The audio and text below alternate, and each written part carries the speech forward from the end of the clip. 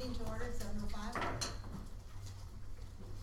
And first order of business is the adoption of the agenda. Now we have people in the gallery, so we don't have microphones. Please speak up when we're talking because the acoustics in here aren't the best. So in order for them to hear, please speak clearly. Adoption of the agenda. Are there any additions or amendments to the agenda?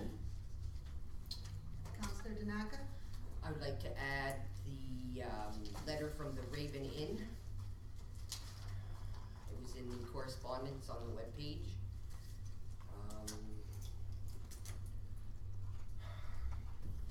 Yeah, where would you like to put it? I'm not sure. Public Works? We'll go with that.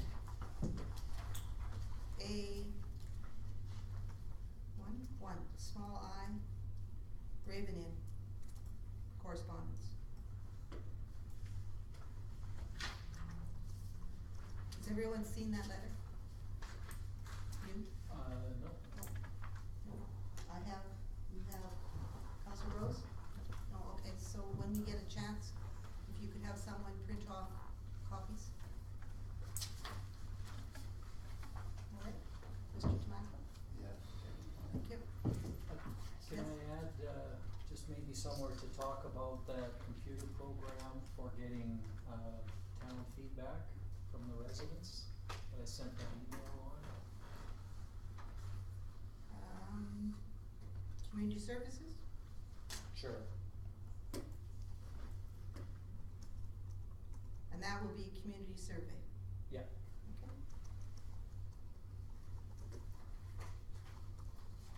Okay. The test of adding to the agenda is, it has to be an urgent item. Do you feel this is an urgent item? Well, if we want to do it for, to have that survey out and in time to get feedback for this 2015 before December, yes, it is urgent. Is there any, opposed to adding that as an urgent item then? No. All right then. Raven Inn, is that an urgent item? I think it is. Okay. I think we need to respond before, as soon as possible. It's regarding the sewer break by the Raven Inn. You've probably driven by and seen that. All right then. Are there any other additions? Could I have a motion then for the minutes? Councillor Long. Councillor Michael. Councillor Long has moved, adopted as amended. All in favor? It's carried. The first item of business is a scheduled delegation, Big Lakes Family and Community Support Services. Could you please come forward and state your full name? There are two people for this scheduled delegation.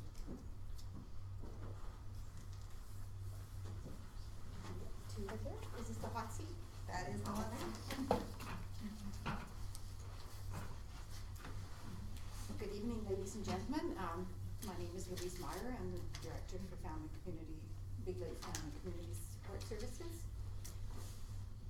And I'm Nancy Marklet. I am the High Prairie and Anelda Family and Community Support Service Worker. I'm going to just do an overview of what FCSS is provincially, and then Nancy will concentrate more on the local programming. And then if you have any questions, we'd be pleased to answer them. FCSS is unique to Alberta. There's no others in the other provinces of Canada. It's an 80-20 partnership between municipalities or maybe settlements and the province. So municipalities can contribute 20% or more, as much as they like, but cannot contribute less than or rather 20%. They cannot contribute less. There is an FCSS Act and regulation, and we won't go into that. It's pretty fairly detailed. It has been set up to design and deliver social programs that are preventive in nature, provided at the earliest opportunity to promote and enhance well-being among individuals, families, and communities.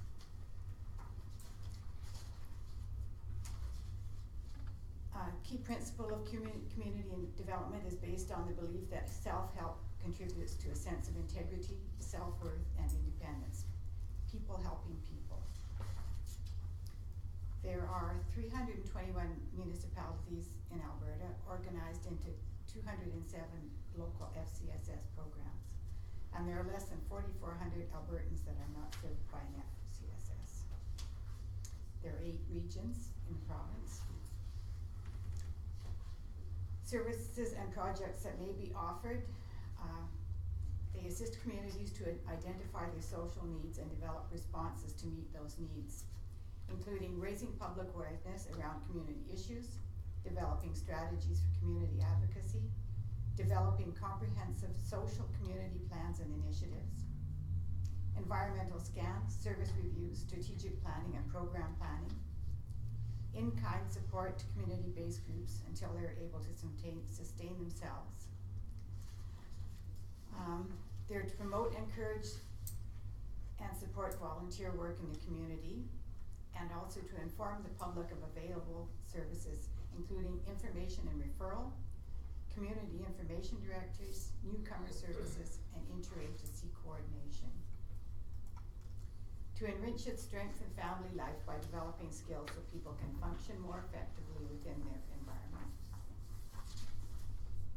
To enhance quality of life of the retired and semi-retired. To promote the social development of children and their families. And there are a number of things that FCSS must not do with the funding they get from the province. They cannot provide primarily for recreational needs or labor, or offer direct assistance, including money, food, clothing, or shelter. And they cannot be primarily rehabilitative in nature. And they must not duplicate services that are ordinarily provided by a government or a government agency. So we can also not purchase land or buildings, motor vehicles, that sort of thing. Preventive social services are provided in FCSS communities by direct service delivery or through external grants, or a combination of both. Services are provided by FCS program staff or service providers under contract.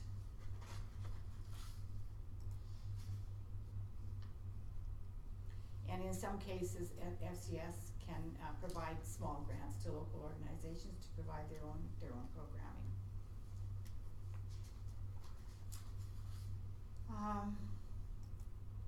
Three main groups or bodies support the FCSS programs: Alberta Human Services, FCSS Association of Alberta, and FCSS Directors Network.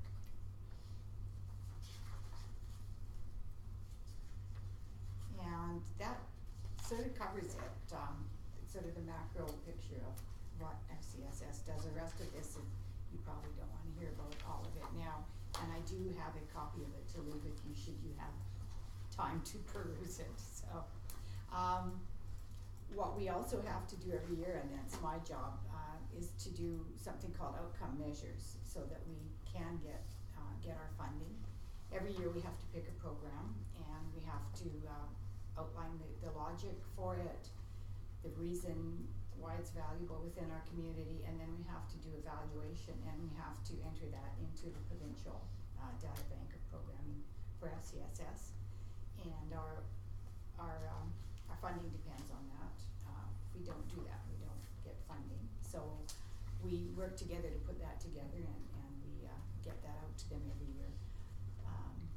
It's just recent, so in 2012 we did the community outreach program, the resource and referral, and last year we did home visits. We have a program where we do home visits to people who we wonder if they're doing okay, so we go and see how they're doing and what programming they might think would be helpful for them in their situation.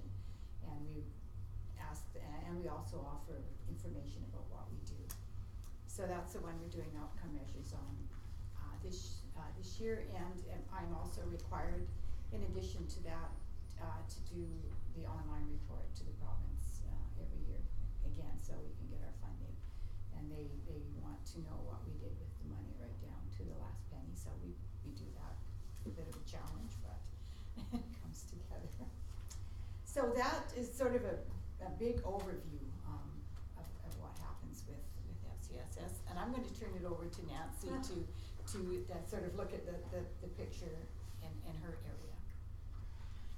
Hi, basically I am the High Prairie and Inelda service worker. I work 4 days a week in High Prairie and 1 afternoon in Inelda. I have passed out a sheet of kind of what we do and our operating hours, things like that.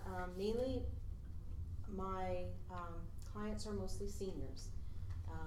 We look after a lot of paperwork for them, government forms like Old Age Security, Canada Pension, and Alberta Senior Benefits. They have to come up, well, most of them come to me with their paperwork. I help them fill it out, fax it or whatever so they can get what they need. We also provide home support for seniors, and right now we have 13 clients within the MD. And town. And that includes things like light housekeeping, things like that. We don't go in and do major house cleaning for them, but enough to sustain them so that they can stay longer in their home. I also, or we also do, we have a community volunteer tax program. Now that is an income tax program that we provide free of charge for low-income individuals. That is from November to April, and I'm very busy with that, pretty swamped. Plus we also do programs such as the Family Day event we organize the Volunteer Appreciation, as well as Seniors Week, which is, for me, it's like 2-3 days of events for the seniors. And we also help with the MD barbecue. This year, we have decided to bring a new program to EW Pratt for the high school students, just helping them, giving them information on rental agreements, things like that, money, like how banking works and credit cards and things like that. When they graduate, they have a little bit of knowledge so that they're not just going out there not knowing what rental agreements mean and things like that. So we provided them this year with that, and I'm hoping that in the years we can increase it if they're willing to let us. We have interagency meetings that we go to every month. We have our CFSA FCS quarterly meetings, and I guess that's about it. Newsletters, we do newsletters as well for each of our communities, a monthly one. Oh yes, seniors transportation is a huge issue in our community and surrounding community. I have a lot of clients who are not able to drive to their appointments in Grand Prairie and Peace River. Some of them need transportation, some of them just need help with getting into the building and out of the building, things like that. So we are looking into how we can help them with this issue and hoping that we can work something out within our community.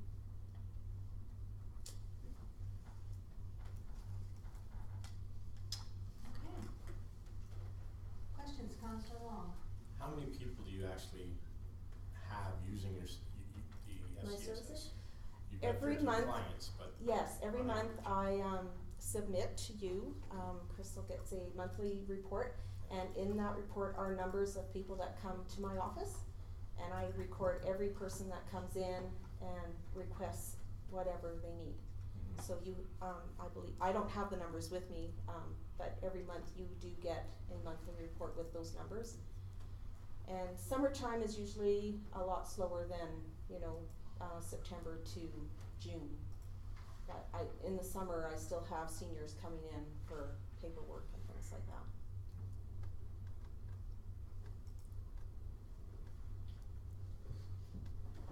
Councillor Rose?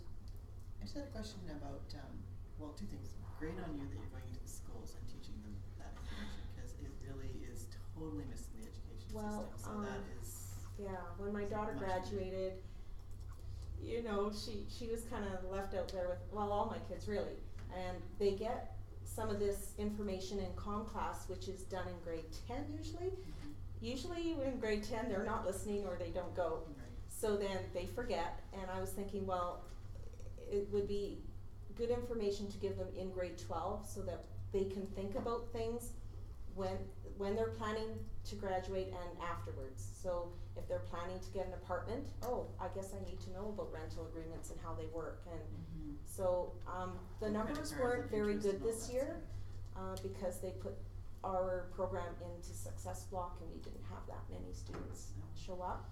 But I'm hoping, I haven't heard back from the vice principal yet on whether or not they still want us to come. But another huge issue I thought too would be banking and money. Yeah, banking, money, interest, mortgages, all that stuff would be Yeah. fabulous, because it really is missed, so that's Yeah. excellent that you guys can Yeah. fill that niche. The other question I had was about, the, free tax, or is it, how do you guys do that? It's Is a it- community volunteer income tax program that Canada Revenue supplies communities. East Prairie is also able, to do it, and the bands, and they are able to get the program, and we get it installed into our computer, and then we are able to e-file for clients. And basically, it's up to a certain amount of income that we can supply this service to them. So that's sort of the criteria, they have to Yes. be at a certain income level. That's correct, yeah. And they also have to live within the town and, because the reserves and the settlements have access to this program, they supply it to their residents. Councillor Damanka? Nancy, you're the High Prairie and Nilda person. In the other communities, Foster or Dussart community, so you have a specific person in those communities Yes, we that do. that deals with that, and then if they have any issues, or they would come to you. Is that how it works? We all do the same. Oh, okay. We all Okay. do the same, with the exception, the High Prairie office is the only one open in July and August. Oh, okay. The other offices are closed, so any of the clients in those surrounding communities, if they need any help, they will come to me. Or they just wait for the other service workers to show up in September. Councillor Panassi? I was just wondering if you do, how much you work with Heart River Housing, cause I know a lot of their clients would be people that you'd probably be dealing with. Yeah, and I have had a few come in to help with their paperwork for applying for Heart River Housing, but other than that, not a lot. Cause there's also, I find with a lot of their clients, they also go to Alberta Works as well and get their help from them. Seems like it'd be a natural fit to work with them Yeah. a little bit Mhm. closer somehow. Yeah. That's really it. Councillor Carrier? No questions, thanks for coming in, and it's good to hear what you guys do for our communities. Thank you very much. All right, only question I had is that, when we got the form, and it's just a listing, and it just has numbers, and it was a little bit, Vague. And it was a question of, well, is there any other format that you would use, or have you looked at it? How long have you used that form? I have just started, I've only been there a year and a half, so you have to ask Louise that. We have developed the form since I started, trying to gear it, so every outreach worker uses that form. Because of FOIP issues, we cannot put anything in that identifies our clients. Like if you say they were violation, then they can be identified, and then there's a FOIA problem. So, perhaps we could put something in each area that explains what. Maybe what we do, would that, like, That might help a little bit more. better because- explanation of what it is? Yeah, I mean, all it is to us, we looking at it is just numbers, and it's like, well, Yeah, like we've broken it down, seniors and non-seniors. So that's one, I guess, one good thing, but, I can understand what you're saying about how, like, support for forms, like what kind of forms, and perhaps take it back to the other workers. more explanation. Think about it, and talk to the MD counselors also, because I probably would think that Okay. they're having the same issues as we are because they're new also. But other than that, I know we provide funding to the MD, and the MD, basically delivers the program, so, okay? So if there are no other questions, thank you very much for attending, and appreciate your time. Thank you, everybody. Thank you. If you have any more questions, please feel free to call me. Okay. Do you have Thank that you. presentation, electronically? Like, could you send that to us, or you said you had a copy you were gonna leave, but Oh, is it yeah. electronic? No, it isn't. That was handed out to me at a conference, so I can ask them, but I can leave No, well, if you can leave it to us, we can probably scan it then. Alrighty. Okay, thank you. Thank you.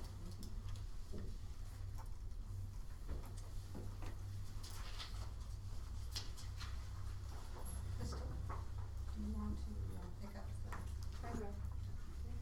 All right, do we have any public delegations? Please come forward.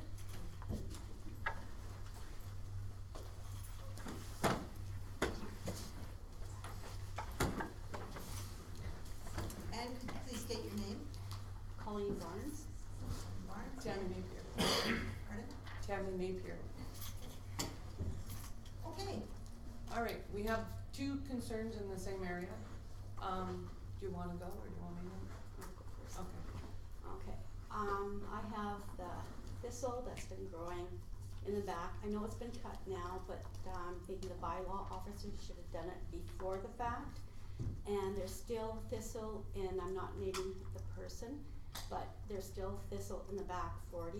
Behind the water treatment plant, it's a full field. Yeah, The storage yard Yep. is a full field.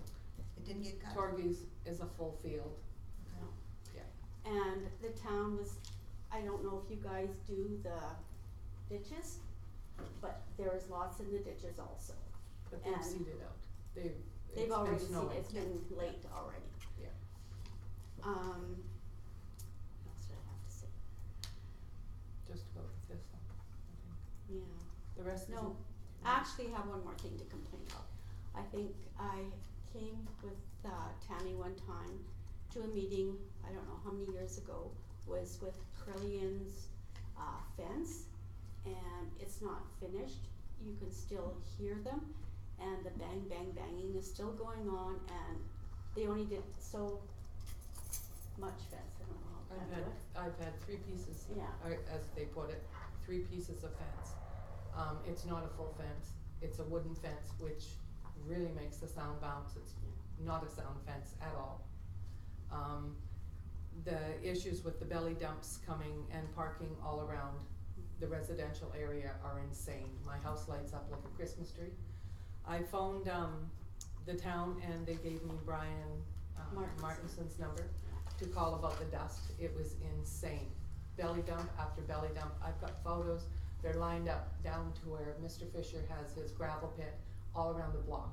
Belly dumps waiting to dump. So I asked about the dust control, and he said it's not the town's job.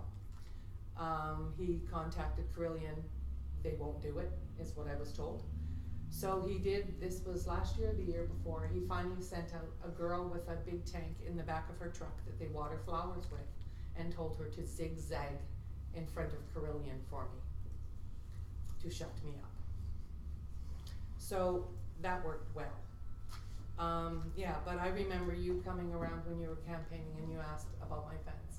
So, how do you like the fence? And I laughed. I'm still laughing. and it's not half as funny. And this is all of O'Brien Drive, it's not just her, you can hear it throughout. I can actually hear Colleen leaving, she lives at the other end by Tammy Kalita's shop. I can hear when she's coming down the road in her flip-flops. It echoes that bad. Okay. And you're welcome to come for coffee and sit on my deck the next rush of And salt listen to trucks it. that are coming Is that what they because are, the belly dumps or salt? the belly dumps, I believe, are sand. Sand. The salt should be arriving from Saskatchewan anytime soon, I'm thinking. But you can hear the beep, beep, beep. Oh, it's insane. Throughout It's insane. O'Brien. Yeah. And winter's coming and trucks are coming and going 24/7. It's not a pleasant place to be. If you guys want a list of people from O'Brien Drive, I'm sure we can bring it. We've Or we asked send people to you come posts. with us. Yeah, Half of the people know what we're talking about because of the noise, the dust, et cetera. yeah. The other ones don't wanna get involved because they say nothing's gonna happen anyway. And that's the consensus of that area, which is sad. So, here I am beating the horse again for actually a sound fence, not a wooden one that is a wonderful sound bouncer. So we've got amplified theaters, as I call it, and now a wooden fence, which just makes it worse. Yeah. Okay. All right. Any questions? Councillor Long? Could we not possibly put up dust collection stations to monitor and the air quality and the amount of dust that's coming off? I'm sure if it's as bad as it is, Well, I wish Why my would- boyfriend would have showed up because the inside, well, go look in the inside of my truck, it's crazy. It's absolutely crazy, inside, outside, the dust that goes by. Yeah, and it's also the water treatment plant, but when those belly dumps come, it's tenfold, it's insane. Yeah, and the salt should be arriving soon. We had,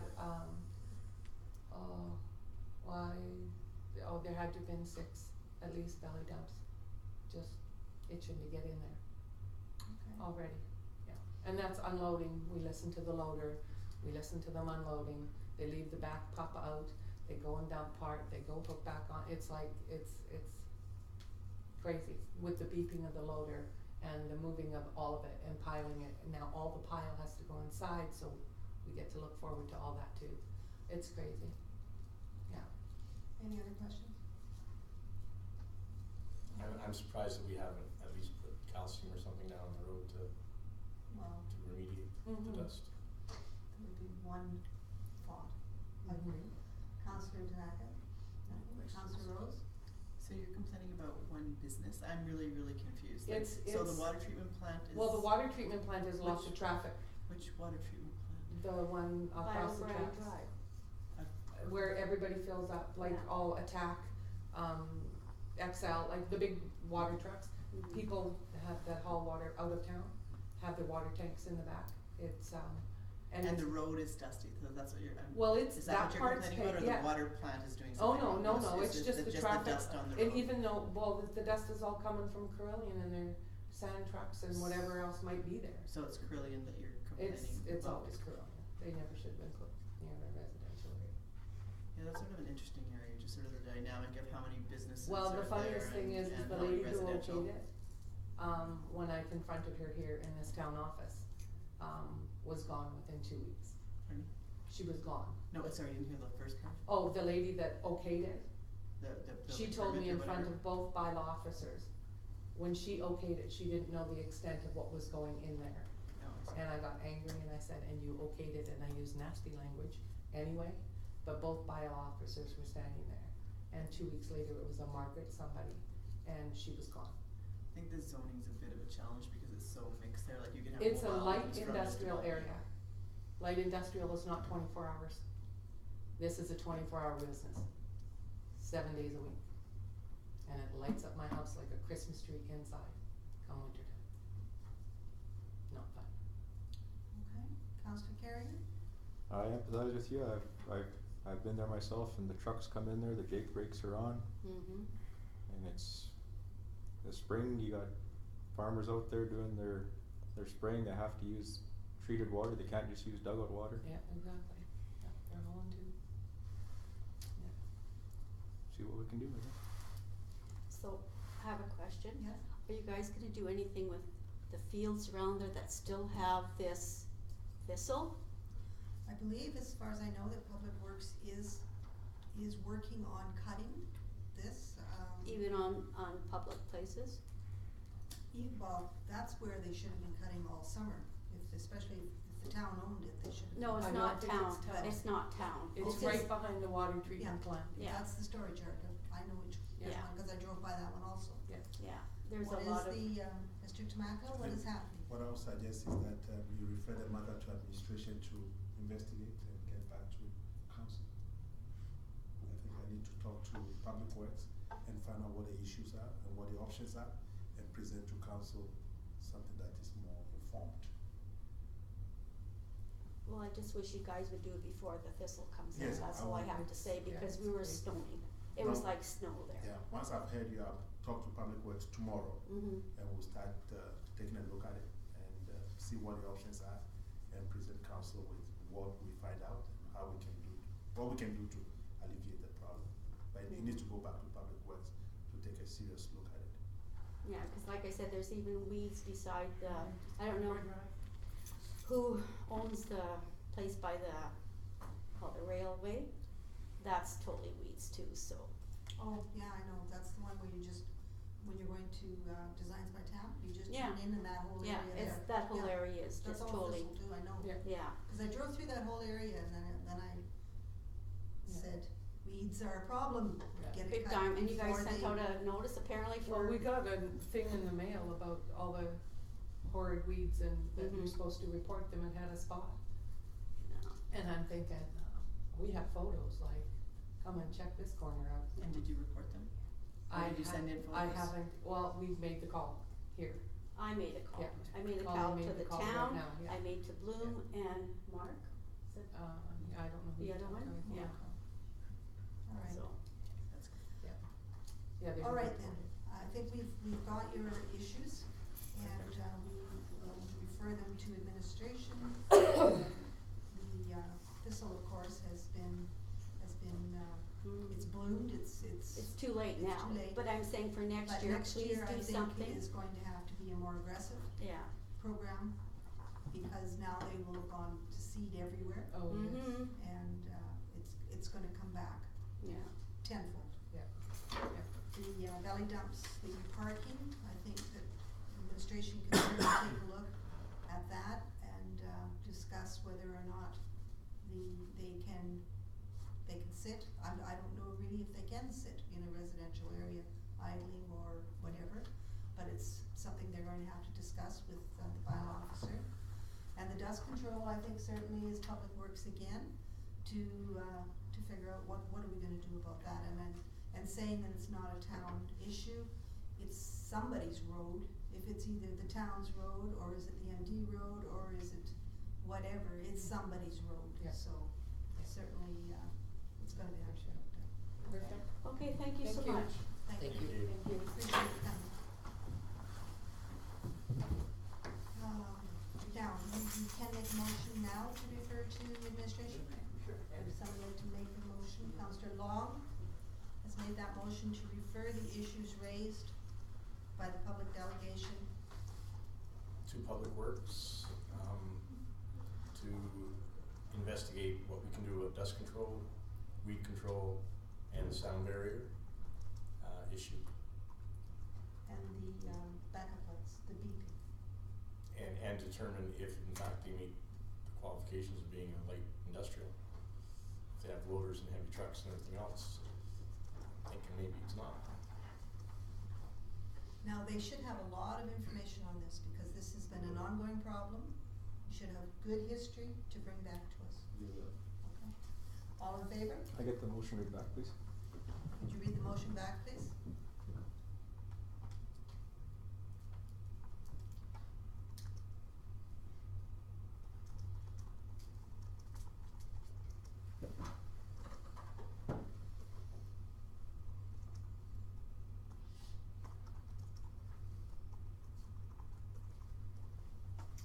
Moved by Councillor Long that Council direct administration to investigate weed control by the water treatment plant on O'Brien Drive, sound control at Carillion, and dust control. now would be good. At You Carillion as understand the well? intent, and so, pardon me? Right, at Carillion as well? Yes. And then from there, we can have that information brought back to us, and then maybe look at remediation issues and how we can address it there and see where we're at with the budget as well. You satisfied with that motion? Yeah. All in favor? The motion is carried. Public delegation, Just a quick update. please step forward, give your name. Ron Shunter, Homework. Just 2 minutes, just as you, and we've talked about this in the past, just currently still working through our tax assessment. And as I mentioned last time, the hard items have been all fixed up. And now just working with Louise at Power and Associates to refine and revise the applied lease rates that are used to determine the assessed value. And I'll leave a copy of before and after with you if you're interested. So the other thing that we've talked about, of course, is mill rates. And I've taken the time to call and canvass and explore for a number of home hardware stores, the community mill rates that determine their assessment. And I'll leave a copy of this as well. But what I've determined, and these are Alberta stores, BC stores, and now I'm just getting into Saskatchewan. But within Alberta, behind Viking and Castor, High Prairie, our store has the highest applied mill rate. We're third from the top.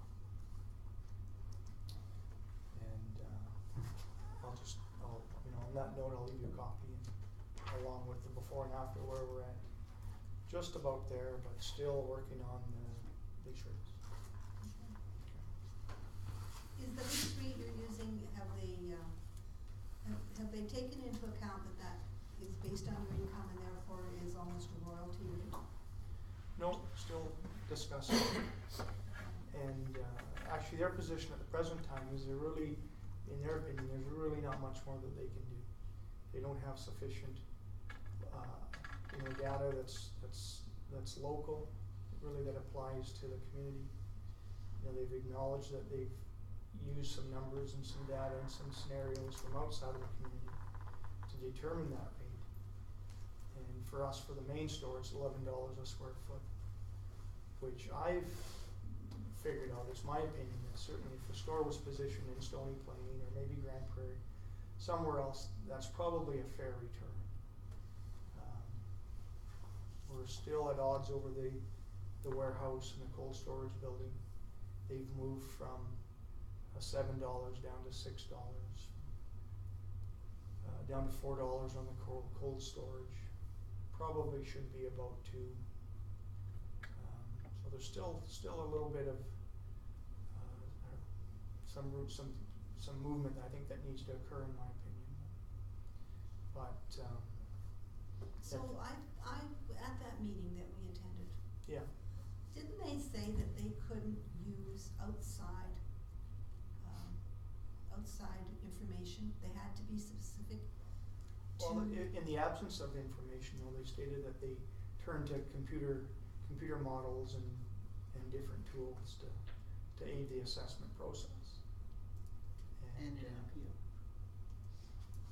You can use outside in an appeal, just They can use it outside in the appeal, but in the actual formulation, they weren't supposed to go outside.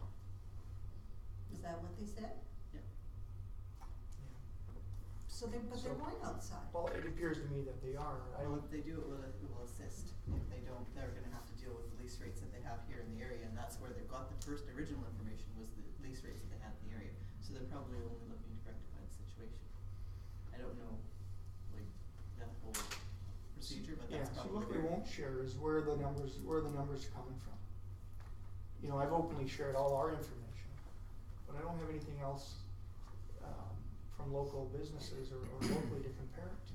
Have you talked to either of the real estate companies? No, Just to I get that information, cause they No. probably have some lease rates, so maybe you can get some information that maybe isn't available to the powers, because I don't think they do the same, I don't think they do that as well, that they get their own averages based on their own system. Yeah. So are you saying that the $6 cold storage or the $4 cold storage is down from what it was? Yeah, And I'll the give you $6 warehouse is down from what it was? Yes, it's coming down. What was it originally? And, with the store itself, the retail area, we started at about 12, down to 11, currently at 10. Or Is that sorry, the store, the retail area is still at 11. The LBM side of the store, the warehouse side is at 10. The truss shop, or the heated area there, the manufacturing, the wood center, they're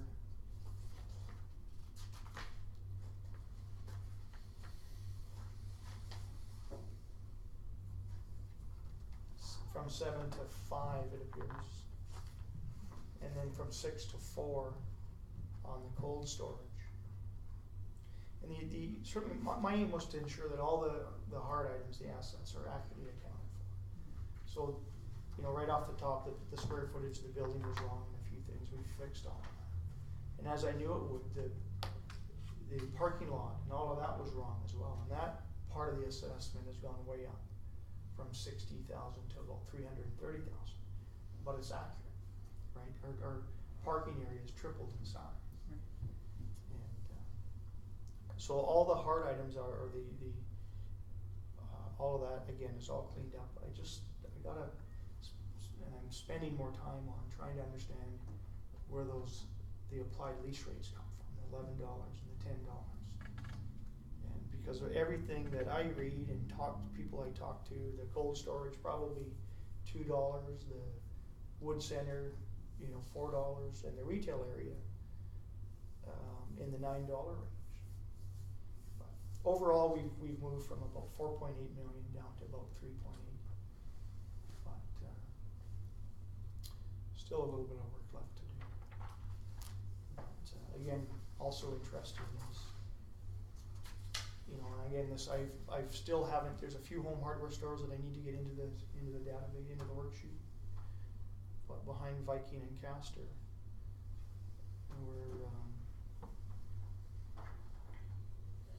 we're right near the top of the list. Okay. Any other questions? All right, thank you. And if there's anything that our administration can do to help, Yeah, I appreciate that. Thank you. thank you for coming. All right then, I see no other public delegations here, so we will move on to the minutes of the regular council meeting, August the 13th. Are there any errors or omissions?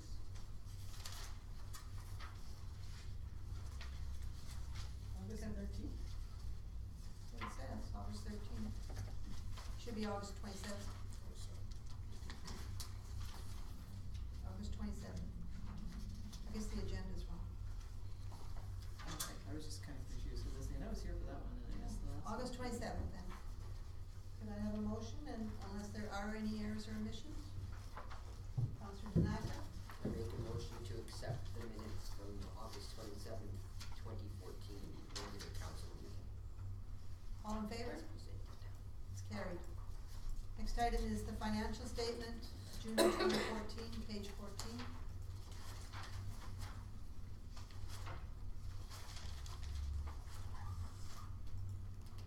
And could I have a motion, Councilor Carrier? That council received the financial statements for July 2014 presented for information. Okay. Do we have any questions regarding these financial statements? Councilor Tanaka? I just have one question on contributed assets, page 16. It says lost disposal of TCA. What's TCA? So that's amortization, TCA is amortization? tangible capital assets. Okay, okay, thank you.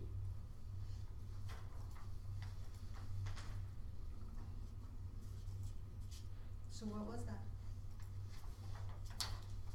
You know, those, I can send a question to the treasurer to give me more specifics, but TCA is tangible capital assets, but if you want more details.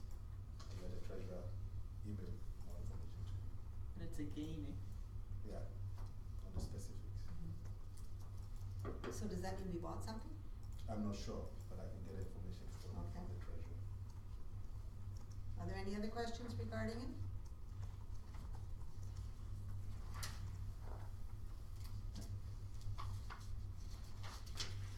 Right. In that case, all in favor? It's carried. Next item is the municipalities comparative analysis of the ATCO Franchise Fee. Could I have a motion? Councillor Long? Council received attached report from ATCO comparing ATCO franchise fees among Alberta municipalities for information. Are there any questions on this? Councillor Panasic? I guess I'd just like to hear again why there's some with franchise fees, some communities and some without franchise fees. I'm not sure how that would come about. Yeah, the determination to have a percentage of the ATCO franchise revenue is solely up to council, in terms of percentage. So 6% that is from the town of High Prairie is of course to the revenue. Let's take for example the 2.9 million that ATCO is expected to get this year. That 6% gives the town of High Prairie $186,000. The town of High Prairie can decide to make it 5%, 4%, or make it 0. It's entirely in the hands of council as to what direction they want to go in terms of the percentage to the revenue from ATCO. Okay, so it's just a fee that the towns choose whether or not they're gonna charge a fee. It wasn't because we own some stuff and they're paying us for those assets over time or anything? No, we don't own it. It's owned by ATCO, and we decide to collect some money from the revenue that is generated from the infrastructure that ATCO has, and we can set a percentage to that. But remember that any percentage that we set goes back to the consumer. The consumer pays that. So the more you increase it, the more the residents have to pay for electricity. Okay, so have you looked at the sheet that said which ones are paying, which ones aren't?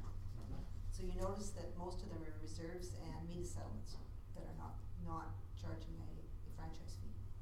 And the other ones that seem to be not charging are the counties that are quite well off, like Sunrise, and I see Lesser Slave River is one of them that has chosen not to charge a franchise fee.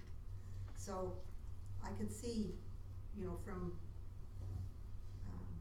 what he's saying as to which ones have decided to charge and which ones haven't. Most of the ones that charge are ones that need money. And some of them are quite extravagant, as in Fort McMurray, $10. So there's a real real variance here. I guess they're high level, they're all quite a bit higher than we are, so. Yeah, 20% in Vilna.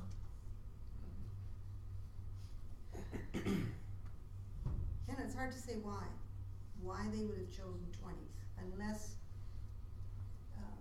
Village of Vilna, where's the town of Vilna? I don't know which one that one is.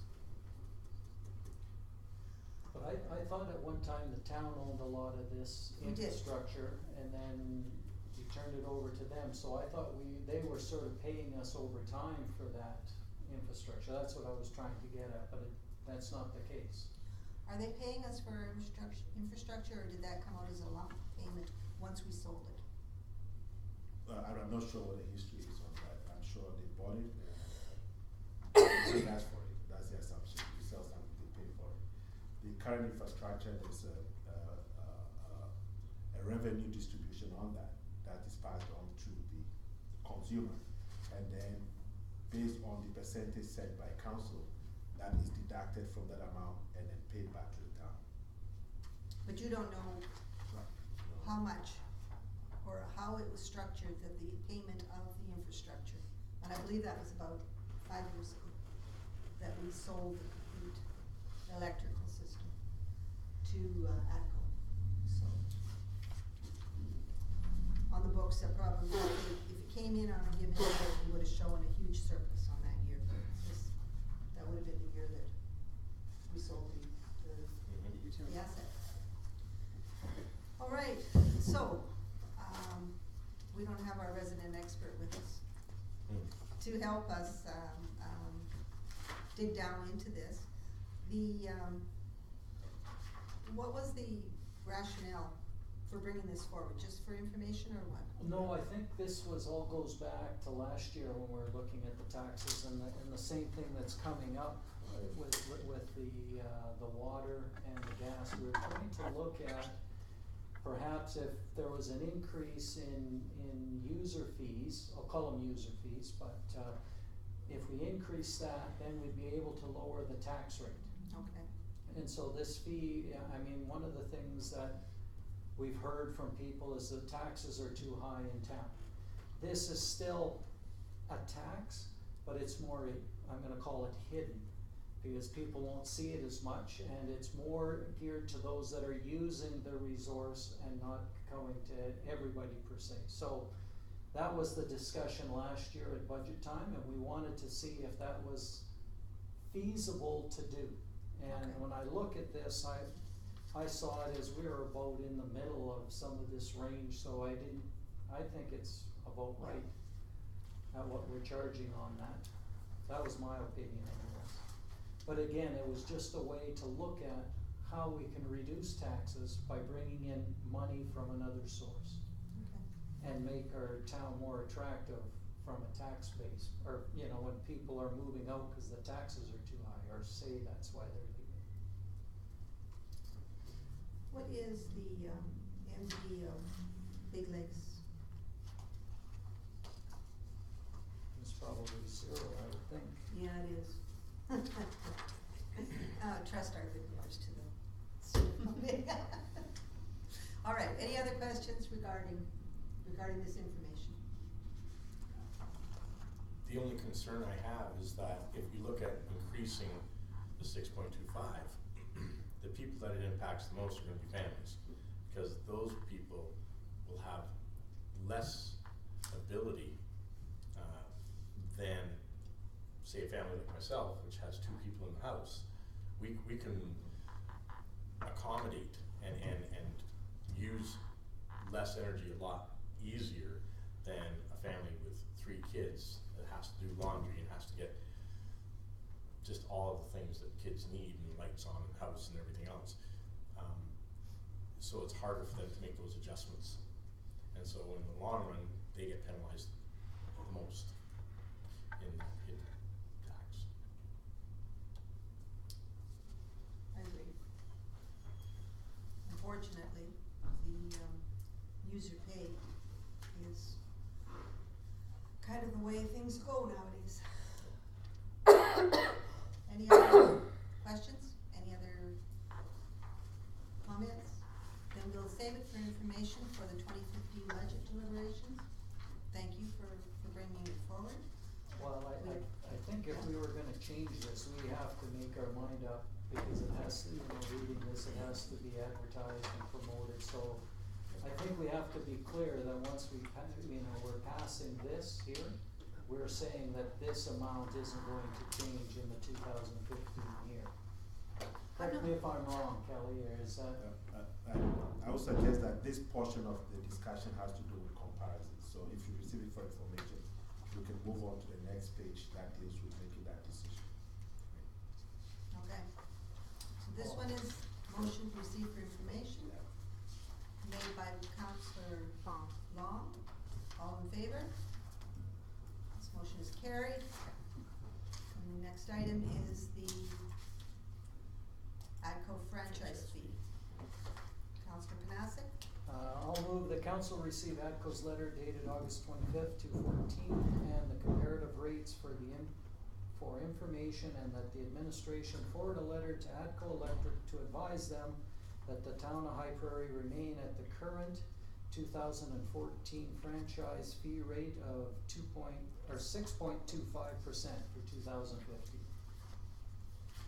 Okay, discussion. Councillor Carrier? Yeah, I think we need to keep this one as is.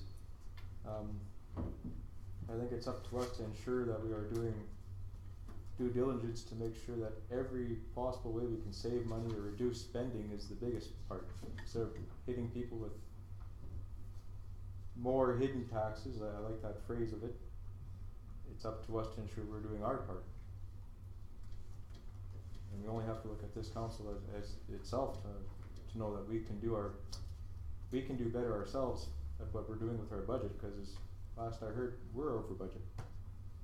And if we're gonna try to set the example and we're over budget, what does that say to everybody else? You gotta start from the top and work your way down.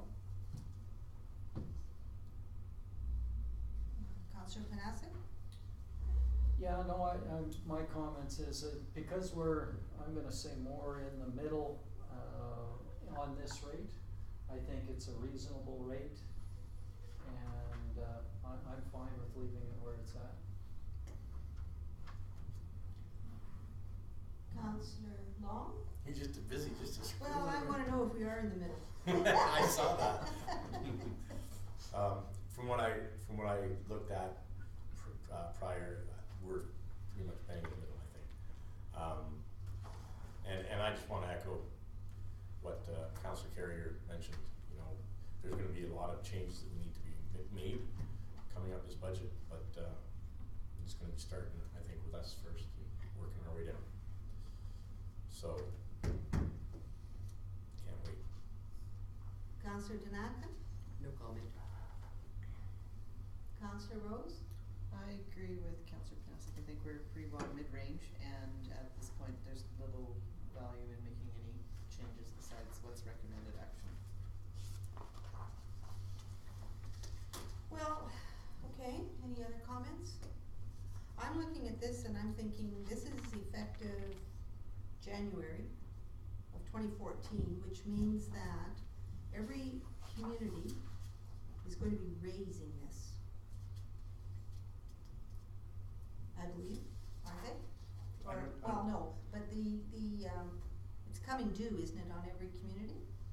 Yeah, it is, but I don't know what decisions each. No, but it is coming due, and every Yes. community is going to be looking at this rate, Yes. and they're going to be probably raising it.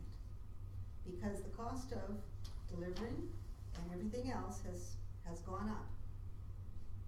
Not for us to deliver power, though. Well, How's the cost of power, how is that increased to us? the Am I mixed up? The Like, do we- expectation that we are going to get X number of dollars from their distribution, we will not, their distribution dollars will go up, and our rate, our amount of money will not go up, because it will still remain at 6.25. I'm confused, I don't know. No, what it's a is. percentage though. It's a percentage. So Same the more percentage. that they charge, the more that we're gonna get it make based on off their of it, bill.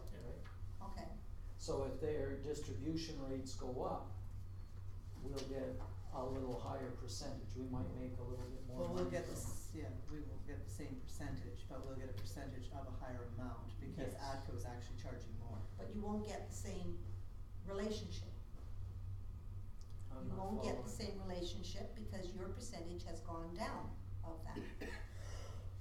I'm not following. Well, if you were expecting 10% of $100, that's $10.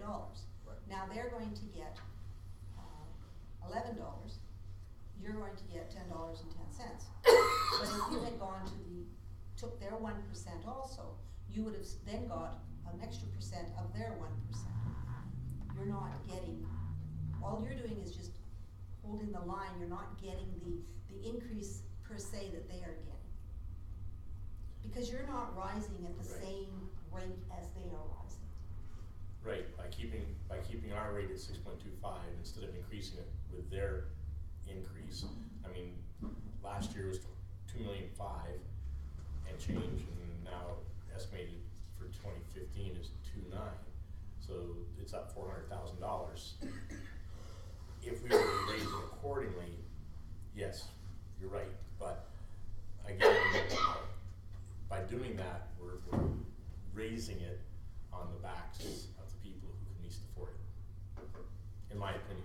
In your opinion. Well, by And, increasing, we'll get a double increase, right? If they're actually increasing their rates, we we will be increased because their rates will be higher, So right? we will make more. So if we're gonna increase our percentage, we're gonna get an increased amount because our percentage is increased, as well as ATCO raising their rates will allow the distribution rate to be higher, so therefore our percentage of their distribution rate will be higher. So we're actually giving them a double increase by actually raising our rates. Yes. So I just think that it should just maintain status quo is fine. Mr. Tamaco? I think this is a very complex matter, and there are so many calculations that go with it, all kinds of information that administration has. And I think that if we need to increase that information, I mean the data here, we need to do a little bit more work and recommend that to you. I did speak to Mel, and most communities have no understanding of what this is. Prairie seems to be one step ahead. So if you give us some time, maybe next year, we can give you some scenarios that will help you make more informed decision. Our recommendation at this time is that you stay at a 6.25 after having had some, decisive conversations with that. Councillor Long? If we're serious about trying to reduce tax burden on the people of the community of the town of High Prairie, reducing a mill rate with this hand and then increasing other taxes like ATCO, like our water, people will not be amused. They will see us doing this and then slapping them here and basically raising their taxes, even though we've lowered some of their taxes. It's gonna have to change, but we have to make where we have to make the changes is where we're losing money or where the rates are unreasonably low, like our water. And to the MD, for example, here we're generating revenue and able to do so while at the same time not impacting any extra burden on taxpayers or the ratepayers. So this one I think should be left alone, in my opinion, because we're going to have to make some reductions somewhere. We're hearing it over and over and over, but at the same time, we got to run it more business-like. And when the water issues come up, and other issues that have to follow that, we run it business-like. Any other comments? The only thing I have to say on electric is that you do have you can, as a consumer, make an impact on this. You can turn your lights off. You don't have to leave them on all night. You can turn your heat down, and there's a lot of things you can do that will impact whether or not your electrical bill is as high as it is. So, I guess I will grudgingly say we will wait till next year. Myself, I will wait till next year, but I'm hoping that we come up with more information on this. I especially look to see some of these rates. The town of Slave Lake at $9.40. That's a chunk of change that is quite a bit more than what we are paying, and yet we're told that Slave Lake is a very booming town and competitive and it's business friendly, and yet I see an electrical rate of $9.40. Where do these businessmen say that they are so friendly? They should be coming here. We are super friendly. We're a third less than they. Did you get that? All right, could you read the motion back, please? If there's no other comments? It was as written. That's the one. It's as written? Yep. All right then. Then you don't need to read it back. All in favor? Motion is carried. Yes? Would we be able to invite ATCO, like we did with Powers, to sit down with us in the information center, or to discuss, this is how we can, this is the impact if we raise it this way, this is how we can do it if we raise the franchise fee, how do they come up with the franchise fee, and when's the best time to do it, when should we start negotiations with them, all those types of things. If we had them come to talk to us, that might be quite informative. Yeah, Mel promised that he wanted to come and speak to council, but I think he's looking for the right date to let us know. And we really want to talk to council. Yeah. So once the date is set, we will make sure that we put them on the agenda. He'll be at the UMA. I'm not sure. Yeah, he will. Like- He will be there. Yes. Wow. Yes, but I think he wants to come to council Yeah. meeting and meet with council. I do notice that the letter he wrote, we recommend that the fee change notices be published before October 14th, 2015. If you're going to change, then you need to do that quickly and advertise if you're going to change. It says 2015. The rate change, the publishing. Should be 2014. You sure? Yeah. Okay. That's why we brought it today, so that we can make a decision before the deadline passes. Because we have up to only October to make that decision. October 14th. And we have to send it back.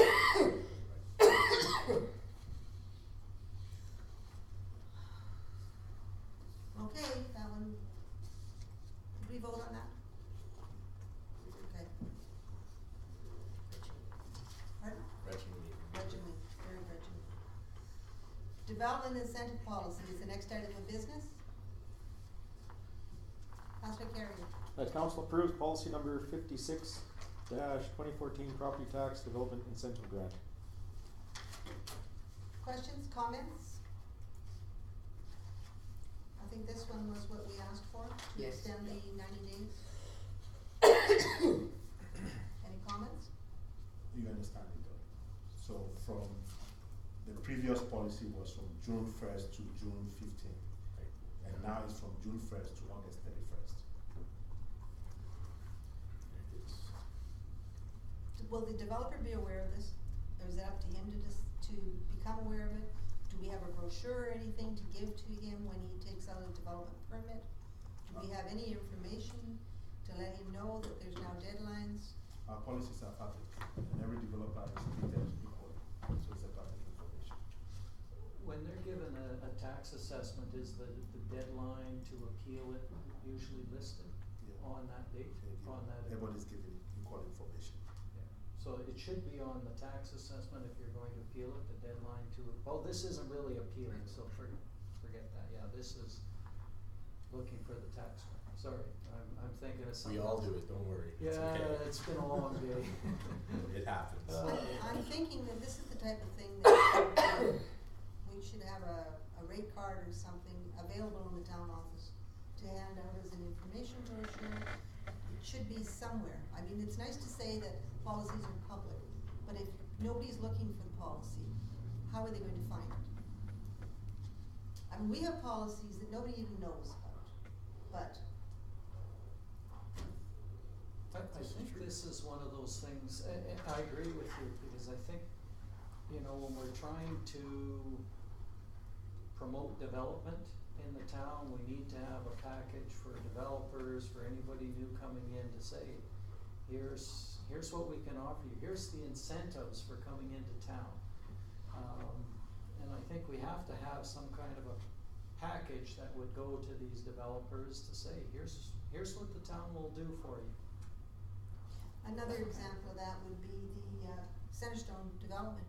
That gentleman there should be given notice that this policy has been developed.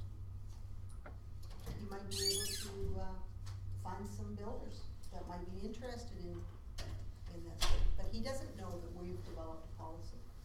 No. The, Yes? maybe then the route to go here is to direct administration, if we don't already have a policy in place and a manual in place, maybe that's something that we could direct and then have that developed as one more tool for the town. But that's something to look at. I'm not sure if that's needed or not. Well, I mean, what you say, I hear you. I'm watching It's it. very, very operational, very administrative. The administration is supposed to be doing some marketing strategies. We have a coordinator. We'll take a look at what information is needed by the public. I don't think picking and choosing what policy should go at the council level, I don't think that's where we need to do that. As long as something gets done. Yes, I hear you. Okay. So we have a motion to approve it. All in favor? This motion is carried. I just had a question. Yes. Sorry, I missed part of this discussion because I had to go off. And I know this is not part of the grant that we're dealing with, but it says each developer will be limited to a maximum of 2 annual grants per property. 2 grants per property, so that's land and development, is that how that worked? That's not just each developer only gets 2 grants a year. Per property. Why do we have to give 2 grants per property? Duplex. Okay, then skip it. I was thinking it was just per developer, and I thought if we ever got onto a developer, we had one developer years ago, First Line Homes came into the community and built a number of homes. So if we're gonna offer the grant, we can't offer it to just 2 of his homes, but I misunderstood. Okay. All right. Okay. Next item is the grant application and the lift station. Could I get a motion, Councillor Panasic? I move that council direct administration to apply for the Alberta Municipal Wastewater Partnership Grant for its lift station currently under construction. Councillor Long. And this is the grant that you were talking about last month regarding, or? Yes. Perfect. This is the grant that we have to apply for. If we get it turned down, then we have the paperwork that as a council, we can then go to the politicians and say, look, we need this. This lift station is almost at the end of our sewer system. And rather than just say, no, it's black and white, you don't qualify, we wanna fall in the middle, we want 7%. That's our basis of our plea to the politicians, to be more flexible. Councillor Long? In talking with Corinne, through our MLA's office, she has asked me to ask council, to make sure that we contact, Pearl's office, so that Pearl can do some of the legwork for us before we get to the AUMA in letting know which ministers that we're going to see and what the issues are.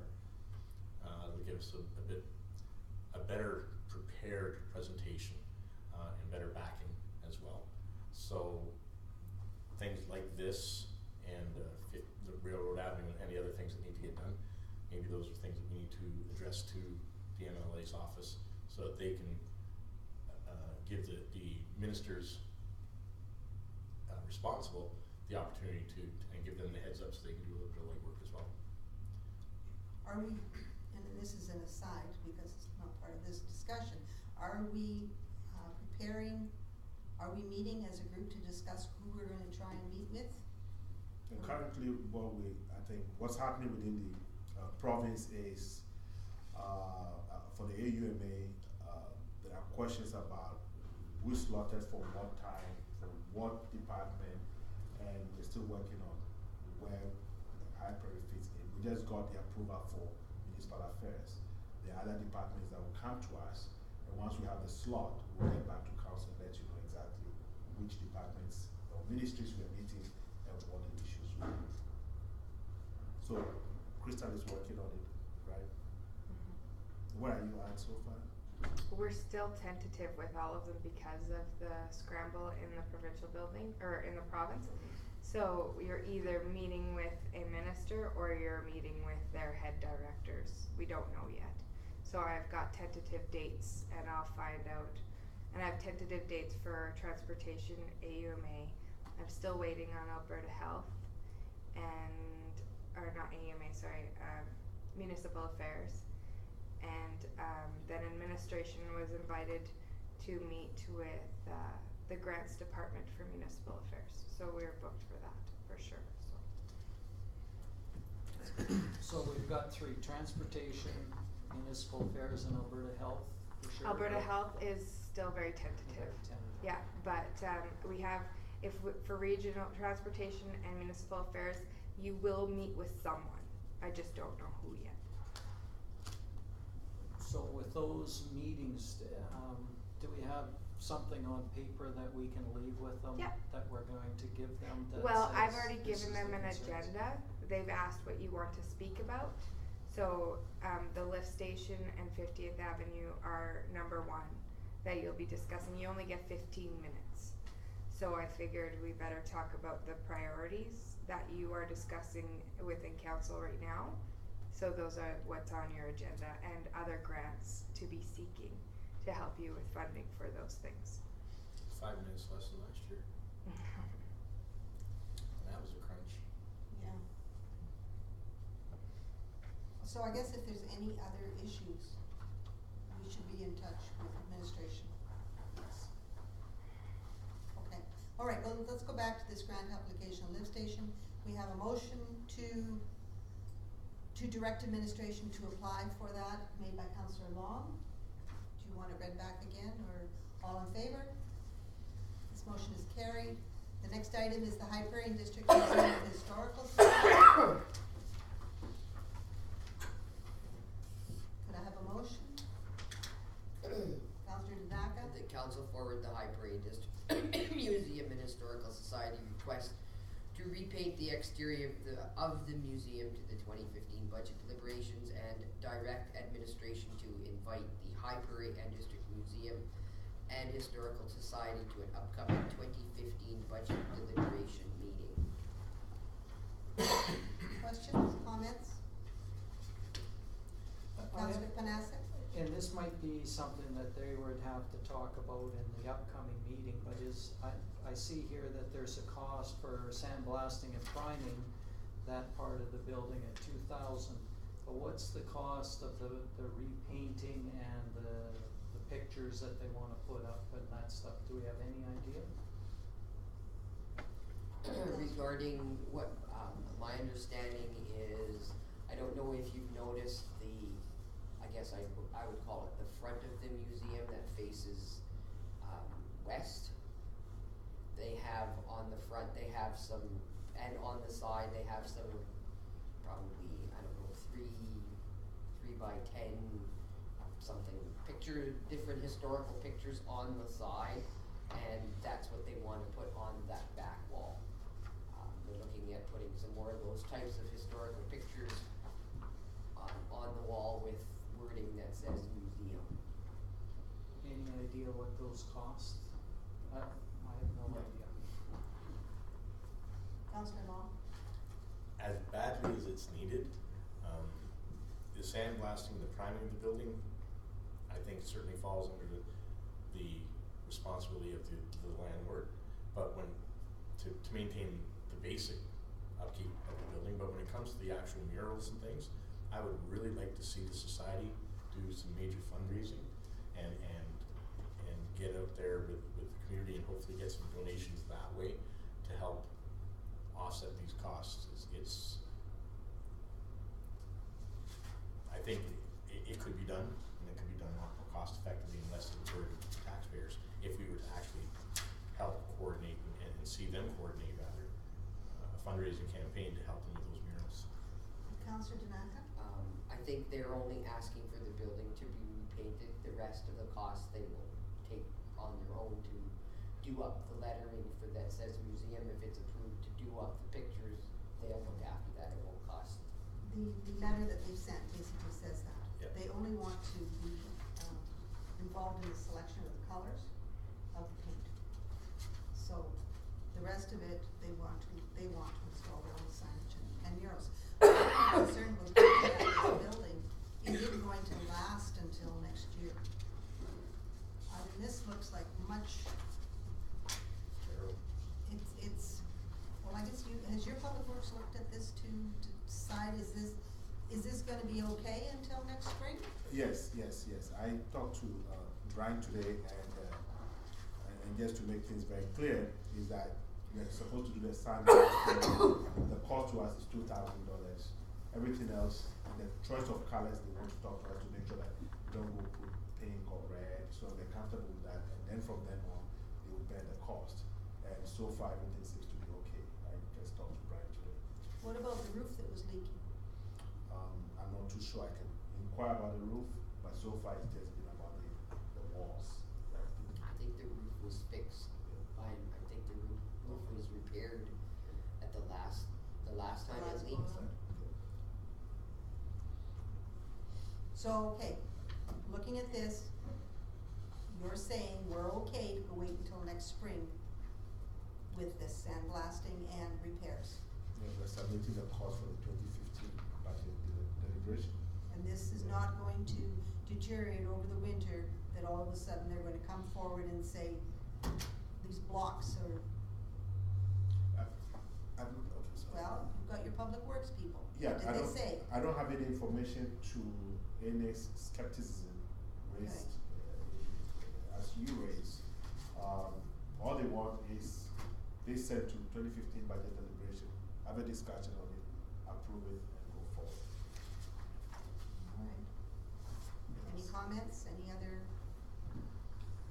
It's just, I mean, this is just, in my opinion, is routine operations and maintenance, right? Like, I don't know if it has to be a specific budget item. That should be in the routine operation and maintenance and just done.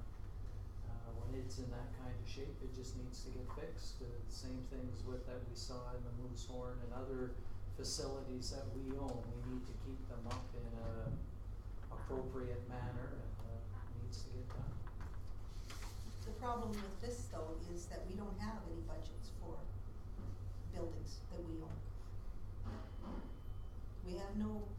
We don't have building, like, and then that was what I had brought back to say, the Moose Tooth building, the water treatment plant, the old one, the library, the new water treatment, which probably is okay because it's in the building, the 10-year building plan, so they're watching that. I don't think the public works shop has a budget for repairs and maintenance. I don't think this building has got a budget for repairs and maintenance. Like this is an area that we don't have any money set Is aside. that an attempt at trying to trim the budget so we don't, like, is that why we don't have a budget set aside for repairs and maintenance? I think they've never had one, have they? We do, I mean, this is very operational. If there's a problem with the Moose Tooth, Public Works will go there, fix what they have to fix. This is about a wall, maybe a little outside repair and maintenance. So we need some authority from council as to what you want to do with it. It doesn't occur all the time, and so we bring it to council. It's just one of those things that there's no brainer to it. It's either you send it to the 2015 budget or you don't. Alright. Any other questions, comments? Councilor Panasic, you look skeptical. No, I'm just looking at the other side. Like, I know this will get done. I have no questions about that. It needs to get done, and it'll get done. Whether we need to, in my opinion, it should be an operations and maintenance budget for all of our buildings that gets used to maintain those buildings. And I know, I can't remember what we talked about, but having some type of a plan for each building to say, this is what we've got to set aside for this building in this year, to get the operations and maintenance done, and being able to budget for each of those buildings and what needs to get done. Because I know the Moose Tooth, those carpets need to get changed, and that stuff should all be budgeted for, so that each year you know what's gonna get done. And are we working on that? Yeah, and it's, I think an issue you can raise that during budget to make sure that the budget is structured in a way that meets what you just said. Councilor Carrier? This is a very drawn-out conversation. If you look at the agenda, and this is what I get very frustrated with this council, what was in front of us to discuss is sandblasting and priming and painting of a building, and we're talking about leaky roofs, we're talking about Moose Tooth buildings, we're all over the place. Can we Point not, of order, as can you we not agree. just talk about what we're presented? Like, do we really have to discuss the stars and the moons with every agenda item? Okay, so the motion is, as said. There's no change, you had written, who made that? Donnie, so you made it just as written? Yet to. All in favor? 15 budget. That's carried. Proposed bylaw to amend the utility rate schedule.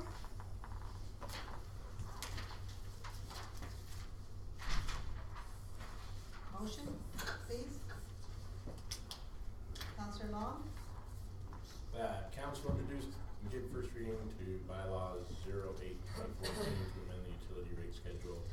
this 10th day of September.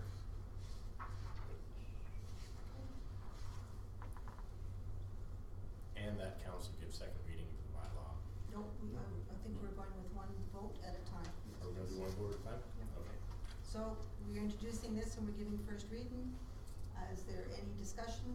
Councillor Carrier? Just one question, why wouldn't we forward this to our 2015 budget deliberations? Is it just as a matter of timeliness, because we have to have it done at a certain time for legal issues, or? I think there's a 90-day period for this, for it to kick in January.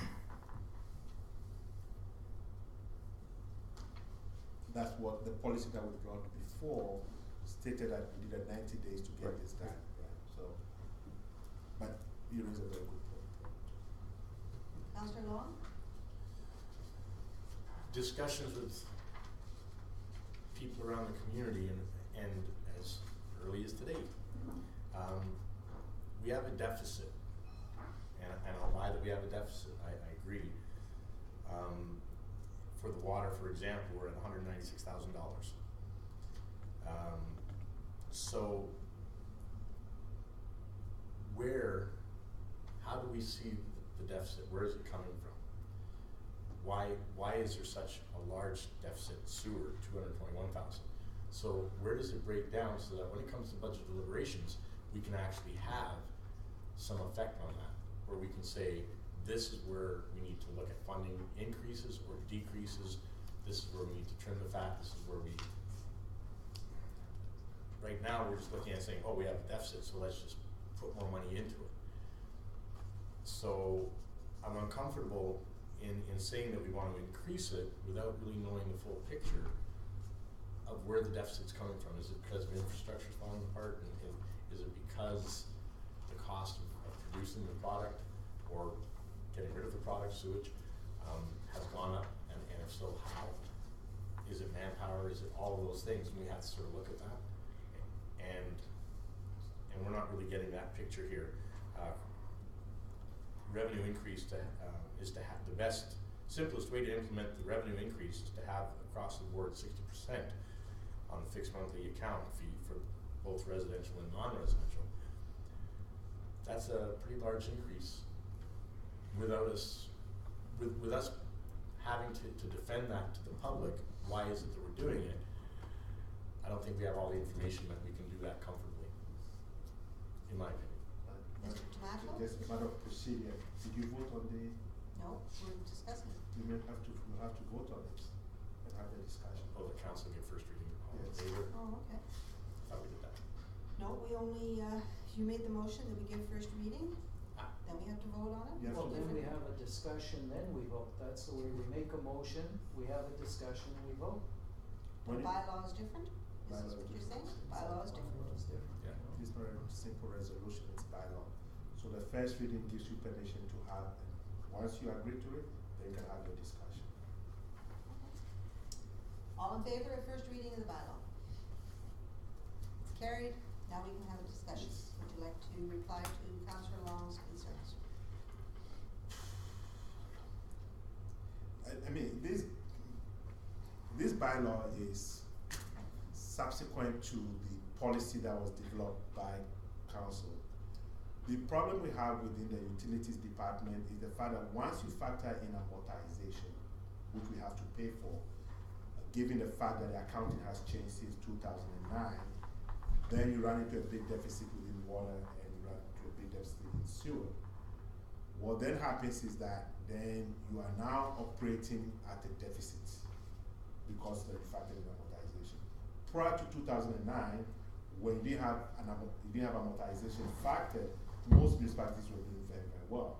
Now you have about 1.8 million in TCA being factored as an expense to the operating budget, now treating like business. So if you don't find a way to recoup and balance each and every account, what then happens is that at the end of the day, your net operating account becomes deficit. The way we finance this for the last 3 years, and maybe prior to that, is then have the earned capital revenue by building things, which generates that revenue to cover the deficit. So assuming that we didn't build anything, this town will always be in a deficit when it just comes to net operating because we're not covering the amortization. Yeah, that's the general philosophy. Okay, just a minute, let me break this down into a different way. The sewer lift, the sewer costs X number of dollars. And the way this budget is set up, the cost of replacing that sewer is in this budget. But we are not going to use the money that we're generating to replace the sewer. We're gonna go get a grant for that. So we can run at a deficit here, even though the amortization is included in this, because we're not going to ever use, we don't have to cover that. We're gonna go get money from somewhere else. We're gonna get it from the province. Is that? But assuming. But then that's assuming the province is gonna give it to us. But now we know from the 10-year capital plan that we have, the cash projection we have, that from 2016 going forward, unless we have some monies coming forward, we are only about $750,000 to be able to spend. Currently, the strategy that administration has been using is to spend at least about 1.8 million in capital projects in order to offset the TCA of 1.8 million. So as soon as that capital money drops to 750,000 and you're not balancing your operating, you're running into a deficit. If the money is there, that's fine, but if the money drops and the money is not there, your operations are not sustainable in terms of just the operations, given the fact that you are factoring in depreciation of 1.8 million, which is a non-cash item. We know that. It's not a cash item, it's non-cash item. But once you add it to the total, your bottom line is a net operating deficit. Councillor Long? So my last comment then, so this strictly 100% is based on amortization and not overall costs, overruns, or anything of that nature that's put us into the deficit situation. So what it's based on is once you factor in the amortization and the net deficit to that particular water, it's a deficit. And I'm sure that if you took out amortization, you could break even. But amortization has come to stay with us, right? So, I mean, I've gone through this with administration. I've had sleepless nights over it. I've thought about it, gone back and forth. And even up to today, this morning we were having a meeting, senior management, as to even what is the approach. We're using a budgetary approach. The real deficit is more than the 196,000 or the 221,000. But we're projecting that going to 2015, we're going to have 196,000 deficit in water, and we're going to have $221,000 deficit in sewer. That's the best guess scenario that we do have. And so to be honest with you, some of my senior management thought, okay, why don't you just phase it in? Why try to implement all of it now? So we all have varying thoughts. It's not an easy process, but at least it's for council to deliberate upon. Councillor Panaski? I'm wondering how, with these new rates that are being proposed, how do they compare to other towns and what they use for their rates for water and sewer? I would have to say that you would have to get administration to investigate. But at the end of the day, I don't think it depends on what other towns are doing. It's a question of, do you want to balance your books or not? The facts are there for you. I mean, if you're operating in a deficit, do you want to correct it or you don't want to correct it? And that's the decision that you have to make, because the choice of determining rates will vary with town to town, depending on their circumstances.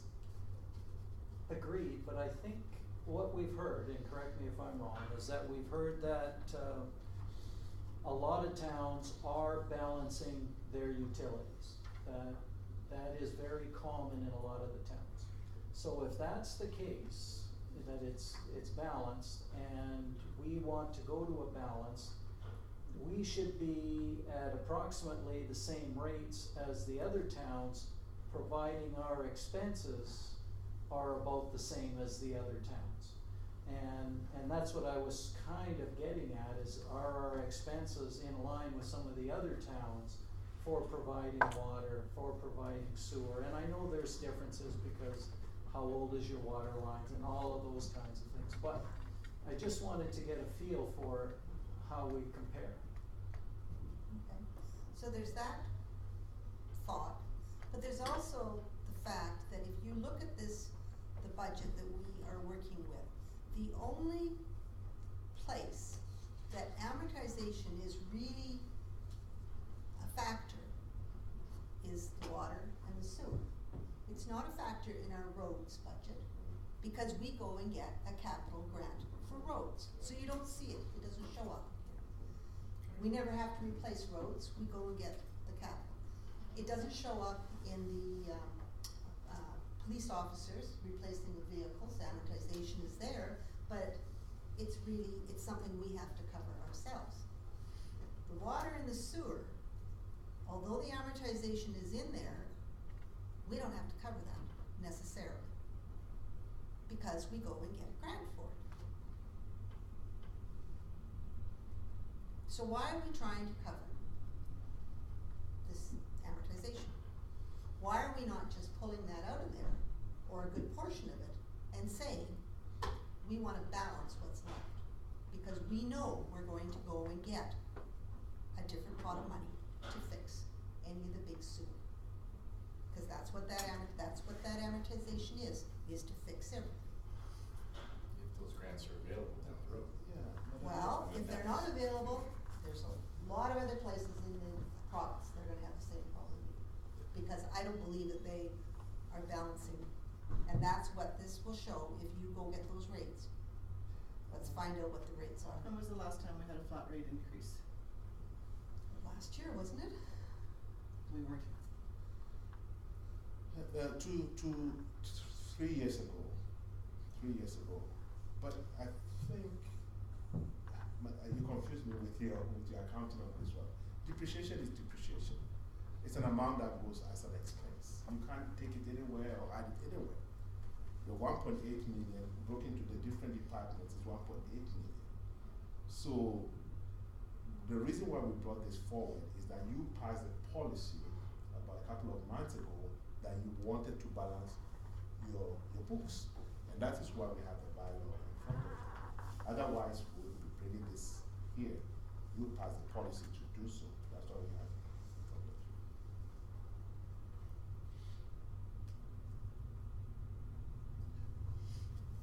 Councillor Naka?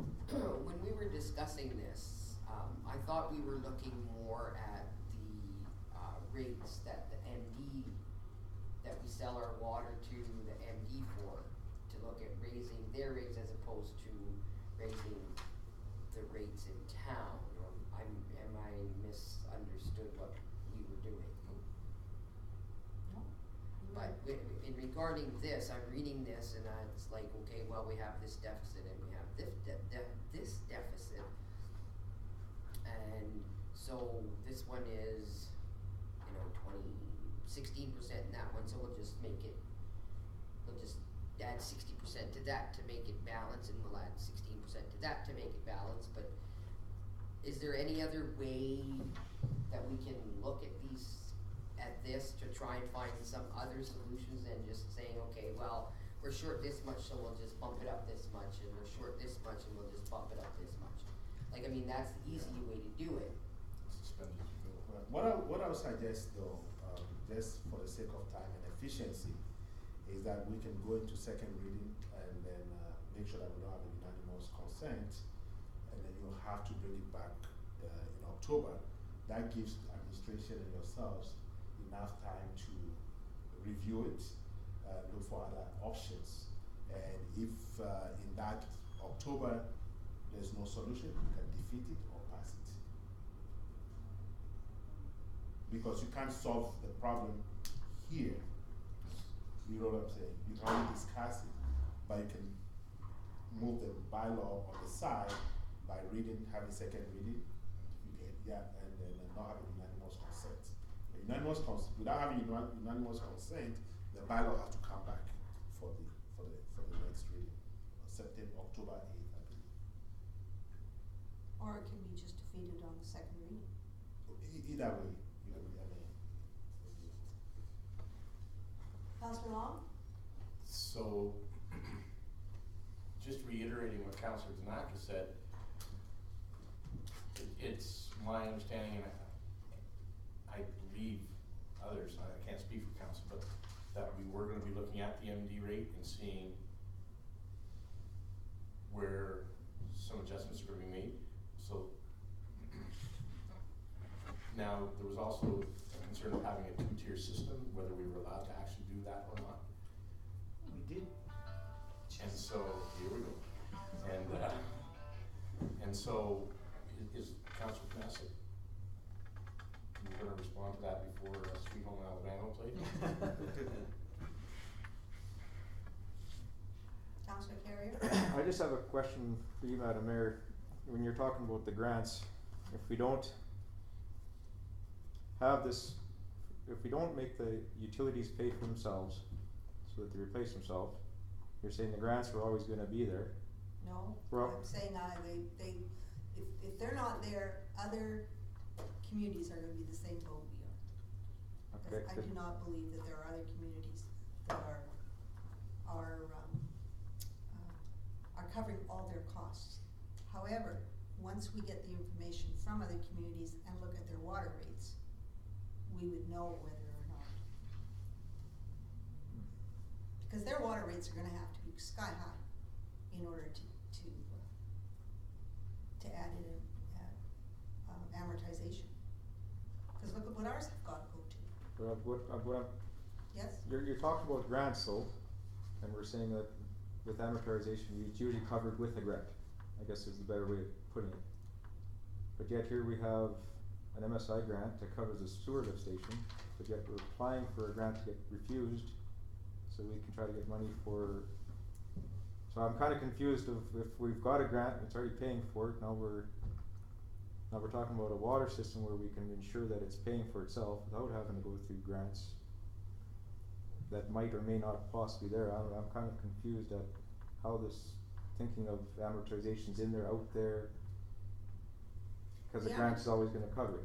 Okay, the amortization is to replace, theoretically, it's there that if you keep taking the amortization, and if you were actually to take that money and put it aside every year, by the time that the asset has, I was gonna say deteriorated, but it has been, It's a replacement fund. it's replacement money. By the time it's ready to go, you should have that pot of money there. So, to replace it. So what I'm saying then is that right now there's a wastewater and sewer grant for that.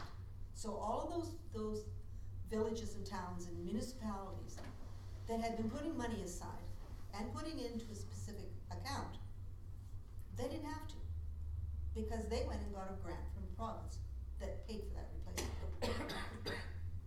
We should have had money set aside to replace that lift station, because Agreed. it's 50 years old. Agreed. But we didn't, because it was spent. So amortization isn't being put aside. It's tried to be, but it builds up. It builds up too much, and then people spend it.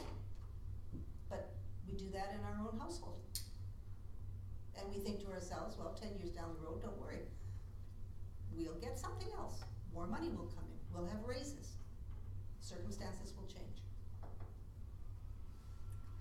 So what I'm saying then is, I don't think we have to go to the extent of the amortization, or I don't think we have to cover our costs completely. We should be looking at taking this amortization out, or taking a portion of it out, and then let's get this account balanced. Now that's a phase in, basically, but Just a rebuttal if I may. yes, But if we don't ensure that we have a replacement fund there, if that grant's not there, then how do you pay for it?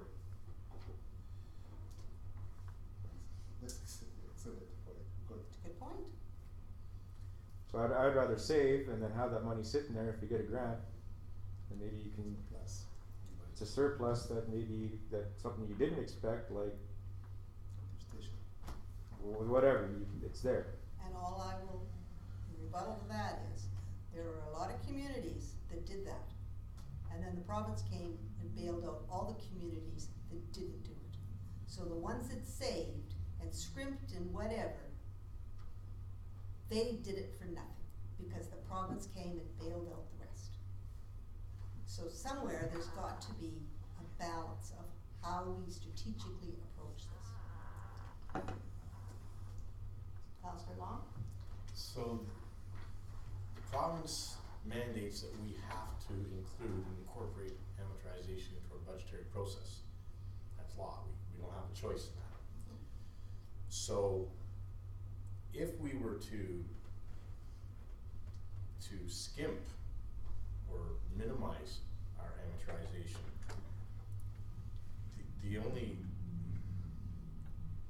all we're doing is setting ourselves up for failure, I believe. We've had that discussion before, and if your furnace goes in your house and you don't have a nest egg set aside for an emergent situation, then you either are cranking up your visa, you're taking a loan out at the bank, and finding a way to have to pay the person to come in and put the furnace in and hook it up and get the gas in and all the things that you need to do. And that's not sound business practice. It's to set up a reserve and set up that reserve fund. That's sound business practice. That's planning for tomorrow and helping councils down the road should something like this happen. And a prime example is the $2.2 million that we have to spend on the lift station that should have been replaced 20 years ago, and nobody had the chutzpah to do it then, and they put it off, and they put it off, and they put it off, until now we have absolutely no choice, and what could have cost us $500,000-$600,000 has now cost us $2.2 million to the taxpayers of this town and to the province, for that matter. And that was total irresponsibility. And so I think that we need to look at putting aside a reserve fund, and we need to have that set aside, and the best way to do it is through amortization. I'm just not sure that this deficit, I'm not convinced that this deficit is as a result of 100% amortization. We can be a little leaner, that's all. My rebuttal to your saying that was totally irresponsible of that for the council is, I don't agree with that at all. I see 2 roads that were paid for by the federal government. Those were in our budget, money was being set aside. Building Canada came in, paid for those roads completely, and allowed us to use that money for another place.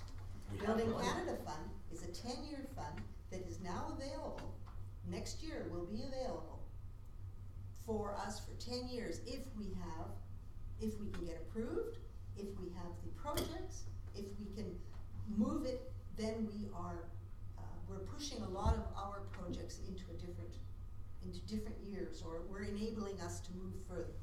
But why would we be taking as much pain as possible and putting it on the taxpayer when there is going to be some other forms of money coming in?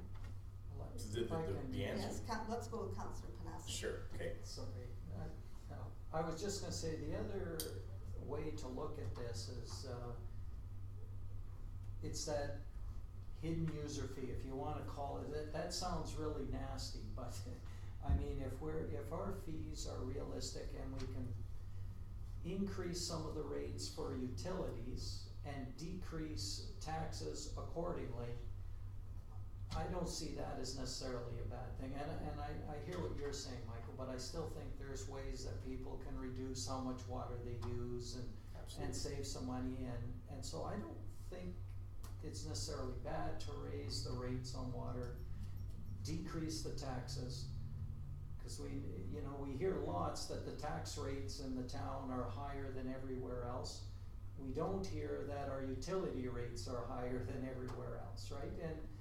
And that's just, I mean, you gotta look at the whole picture, but a lot of people moving into the town, and when they're choosing between the MD and the town, they look at, oh, the taxes are really high in the town, so they might move up, right? Or, you know, or decide somewhere else. If we can bring our taxes down and have utility rates that are a little bit higher, and we can still balance our budget, I think it's a good way to go. Councillor Long? 60% is not a little higher, that's a whole bunch higher. But again, I don't disagree with you, I agree with you 100%. I just don't know, and I'm not convinced if it's all based on amortization. And so as a good business plan, and I'm not saying that the town needs to be run like a business, because we are a town and we have civic responsibilities businesses don't have. But we do need to be business-like. And so what I'm asking is, are these numbers reflecting only the amortization? Does the deficit come strictly from amortization, or are there some deficiencies where we can look at making us a little leaner, a little more efficient, and thereby reducing the overall deficit so that we don't have to raise it 60%? And I'm not getting that yet. Well, And so, at the end of the day, if we have a surplus, yes, because then when the grant does show up, we have money to put it elsewhere. Okay, let's go for the second reading. We need pieces of information.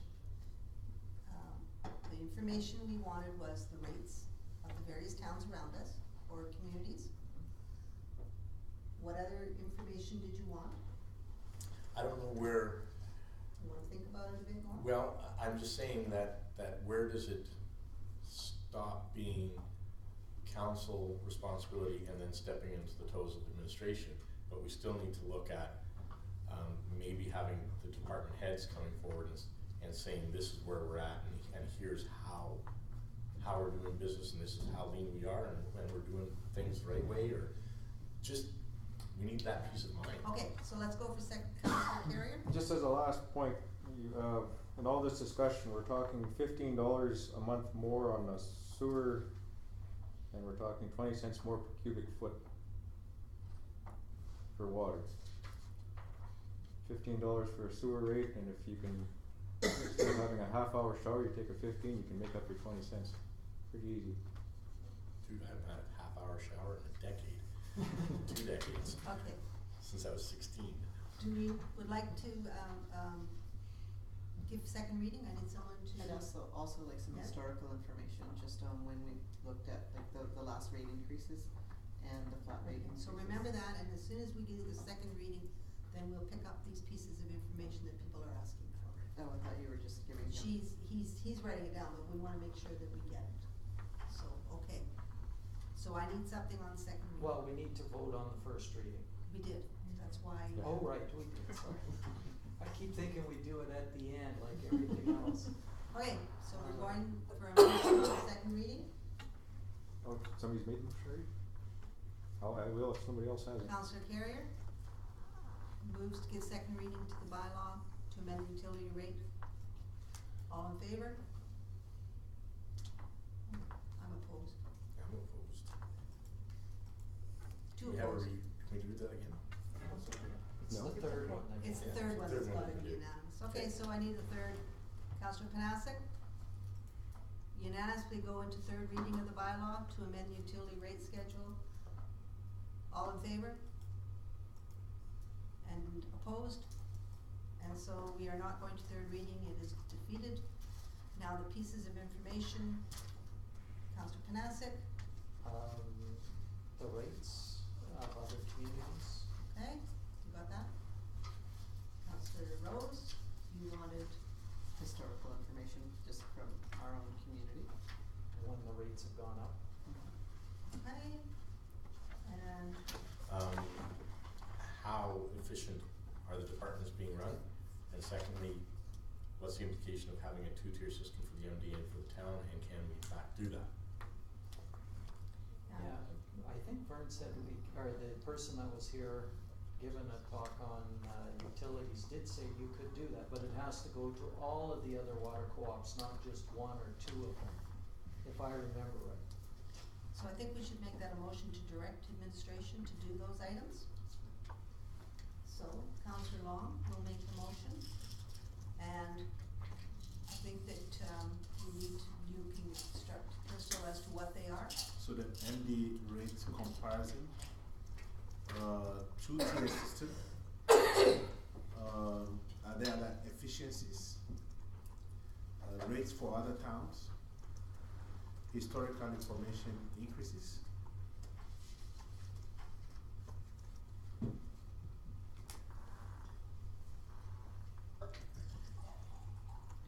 So, excuse me, yes. And then an MD rate increase. Yeah. Possibility of, Yeah. Or two-tier system, or, yeah. Oh, okay.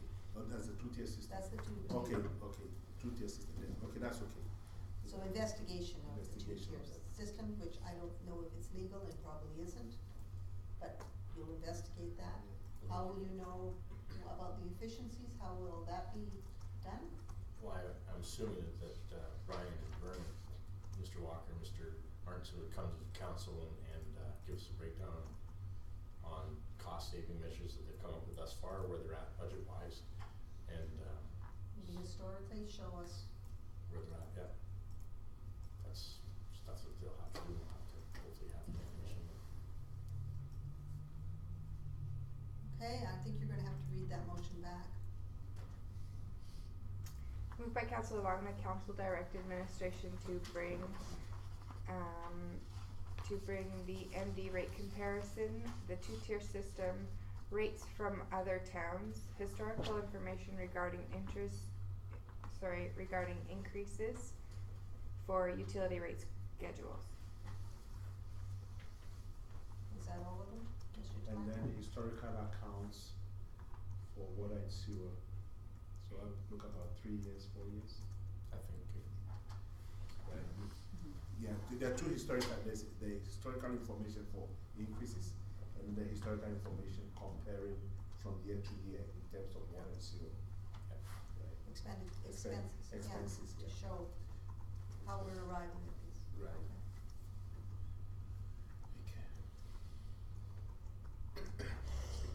You want it read back one more time?